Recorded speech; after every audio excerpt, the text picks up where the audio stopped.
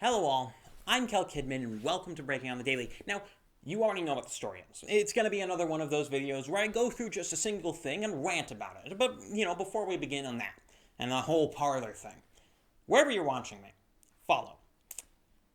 Wherever you are, whether it be BitChute, Brighteon, Odyssey, or wherever I put this up, Rumble, whatever, even on YouTube. Wherever you are, follow me. I really have not pushed this a lot over the past few months where I've been doing this whole thing, but I really need to push my growth. And this is my idea going into the next year, because to get a bit more personal than I generally get on this show, over the past few days, and the reason that my upload schedule has been a bit more sparse than it's normally been, is because the Capitol riots, and I'm not going to glorify them by calling them protests, though I'm also not going to call them insurrectionists, because neither of those things would be an accurate summation of what happened on the Capitol on Wednesday, though I will say there is a clear distinction between people who went into the building and were breaking down windows and such, and those who were just outside in the Capitol. But beyond all that sort of stuff, and particularly the response to what happened on last Wednesday, discouraged me. And this isn't something I really want to admit to, because I want to be gung-ho. I want to be going out there and saying, you know what, screw all these people. All of those people, all those elites, all of those media personnel. I don't care about them, all right? That's what I want to project, and that's what I've been trying to do here. And also, once again, sorry for the uncut hair. I don't know. I want to display a bit of my internal feelings and that's the reason for the hair.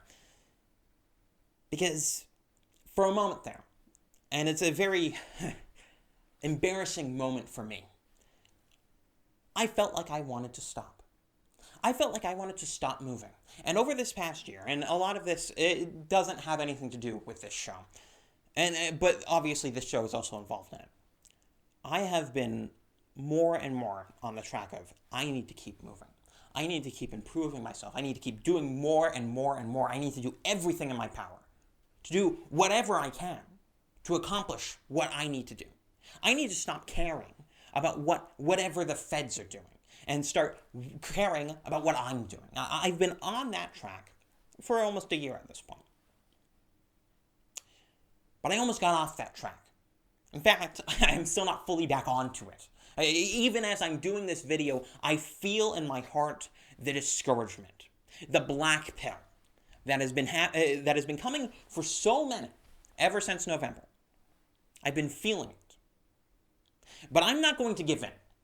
I'm not going to sit around and say, even after all of the Parler stuff, and we will get into the topic of the video eventually, even after all of that, I'm not going to give up. In fact, I'm going to push harder, because you know what the Parler story really is. You want to know what what you see once you get past all of the blackpilling, once you get past all of the Commie Good conservatives, all of the economic perpetualists, once you get past all of those. You know what you see? You see the fact that Parler got close. And that every single time we have seen alternatives to things like Twitter, to things like Facebook, to things like YouTube, every single time they have come up, they have gotten closer and closer and closer to decimating them. So close, in fact, that Twitter has lost billions of dollars over the past week. While Parler was the #1 app on the App Store up until they got banned from it. We're close. Don't let anyone tell you otherwise. And yes, you see all of the people, even people on the right. So you see people like Will Chamberlain, Matt Walsh, and the like, saying we should nationalize Twitter. We should regulate these social media platforms. We should repeal 230. Ridiculous assertions. In fact, assertions meant in large respect, though I'm not impugning their motives. I have no idea why they would be saying this. But in effect, what these assertions would create is a scenario in which Twitter has more power, not less. Imagine the idea of saying, I don't like Jack Dorsey. He censors people all the time. Let's give him more power by enshrining his company in a government capacity. Let's nationalize his company. That sounds like a good idea. That sounds like a way that we're going to get rid of his power. Ridiculousness. Utter ridiculousness. Seeing all of these commie good conservatives, all of these people who pretend to be on the right, well, in fact, they are on the left, all right? And the commie good conservatives are very similar in lots of ways to the alt-right. Obviously, I'm not saying they're white supremacists or anything, because they aren't. But they are similar to the alt-right in the sense that the alt-right was never a part of the right, all right? Take a look at Richard Spencer, for example, as just a microcosm of what the whole alt-right thing was and what it ended up becoming over the years after it got marginalized inevitably because it was ineffective and terrible. Richard Spencer voted for Joe Biden in this last election. And not because of any accelerationism. No, he explicitly disavowed that position on why he was voting for Biden. No, he was voting for Biden because he agreed with Biden. All right? And because he knew he wasn't going to get any of his white supremacist nonsense out with Trump. Or anywhere on the right. Because Richard Spencer was never on the right. He was a social democrat. And he always was. Anyone with eyes, anyone with pattern recognition skills, anyone who was listening to actually what he was saying back in 2016 and around the time when the alt-right was actually popular would have been able to tell this. And the similar thing is happening with commie good conservatives currently. Except I think it's even worse because most of these people seem to be out-and-out socialists rather than simple social democrats like Richard Spencer's. Though, of course, the distinction between those two positions is very slight, and a lot of socialists hide themselves as social democrats. Take a character like Tucker Carlson, for example. He explicitly advocates for things like economic protectionism. He advocates for the idea that, trucker jobs should be protected, so we should ban all self-driving cars for that reason. Another really ridiculous assertion, and something which has been proven to be wrong and economically illiterate over the past 2 centuries, ever since time immemorial, because economic protectionists in this format have existed since pretty much the dawn of time. You saw it with the Industrial Revolution, with many people saying these labor-saving devices are going to destroy all of these jobs, when in fact it didn't. And the similar thing is happening now, of course. But you see another tact, another similar and old-style thing coming from other people on the right. Another thing which is more prominent, especially after what happened last night with Parler. For those who don't know, Parler got kicked off of Amazon web services. People on the right, people like Will Chamberlain and Matt Walsh, are now going around and saying, we should regulate social media companies. These people are too big to fail. There's no way you can rebuild an internet. You can't make your own internet. What are you talking about? Now, to exemplify the utter ridiculousness of these statements and of this position, let's bring something back into perspective. How long has Amazon existed? Well, 25 years ago, they didn't. How long has Twitter existed? Well, 20 years ago, they didn't. These companies, these oligarchs, these big tech companies, did not exist 25 years ago, 30 years ago. They were not companies in large respect. You have old computer manufacturers, things like Microsoft. Microsoft still existed back then. Though I wouldn't really include them in a lot of the big tech arguments. It's quite interesting, actually. They're certainly, they're kind of separate from the Google and all those sorts of areas. And Apple still existed at that point. But something important to mention. Amazon's empire was built in 25 years, less than 25 years. Google's empire was built in around the same amount of time. YouTube has only existed for around 15 years. To say that that can't be built again, something that was built from essentially nothing to being monolithic in culture, to say that can't be built again, oh no, it's only going to happen once, is utter foolishness. Because it ignores the fact that economies are always moving. There's a reason I call them economic perpetualists. They believe that the economy as it is now will never advance to a new stage. That the free market has reached its logical endpoint. Of course, that is a bedrock assumption of many communists, something which has been continually wrong over the centuries. This is not fundamentally a new argument. People made this argument at the turn of the century back in the 20th century. People made this argument. People made this argument many times throughout the 20th century, going from oil barons and robber barons and that sort of thing, all the way up to things like Microsoft with the antitrust suits. But all of this sort of thing, this tendency, and the responses that happen, and the effects of this sort of tendency of many, does not end in the reduction of corporate power. It does not end in Microsoft withering away or having reasonable competition. It does not end in the robber barons losing their power. How it ends is that either the corporation in question continues to fund the government, essentially by lobbying them over and over again. And see Microsoft for this. Before 1995, they were not giving any sort of corporate donations to, and were not lobbying the government or politicians. Afterwards, they were lobbying millions of dollars a year. That's the large difference you see there. Or you end up in seeing many of these corporations, which we were lampooning as monopolistic or evil, end up becoming government serfs. Or to put this in a better wording, end up becoming essentially part of the state. And that's what many of these people are openly advocating for. Will Chamberlain put on his Twitter that, yes, he wants to nationalize the social media companies. Because, yeah, we should give Jack Dorsey an into the actual government, because that sounds like a good idea. Yeah, we should explicitly ban his competition, because that's what's going to inevitably happen. That's what happens when you see a nationalization of any given industry, much less something like social media companies, where there are so many different competition. I mean, people talk about Parler, and yeah, Parler was the biggest one in comparison to Twitter, and I do expect them to come back in short order, for the record. But they were not the only competitor.